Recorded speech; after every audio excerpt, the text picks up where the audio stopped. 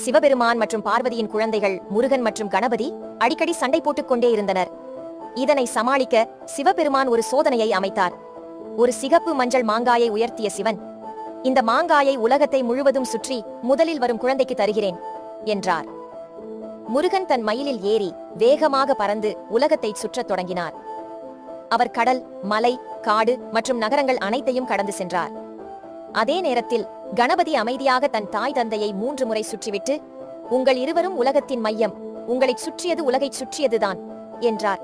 முருகன் திரும்பியபோது கணபதி ஏற்கனவே சோதனையை முடித்துவிட்டதை அறிந்தார். கோபமாக மயிலில் ஏறி பழனி மலைக்கு சென்று தனியாக அமர்ந்தார். பார்வதி தேவி அங்கு சென்று அவரை சமாதானப்படுத்தி அறிவு மற்றும் அன்பின் முக்கியத்துவத்தை புரிய வைத்தார். இதனை ஏற்றுக்கொண்ட முருகன் தன் தாயையும் குடும்பத்தையும் மீண்டும் இணைந்தார். இந்த கதையால் அறிவும் அன்பும் இணைந்தால் வாழ்க்கை சிறப்பாகும் என்பதை உணரலாம். இது போன்ற கதைகளை பார்க்க லைக் பண்ணிட்டு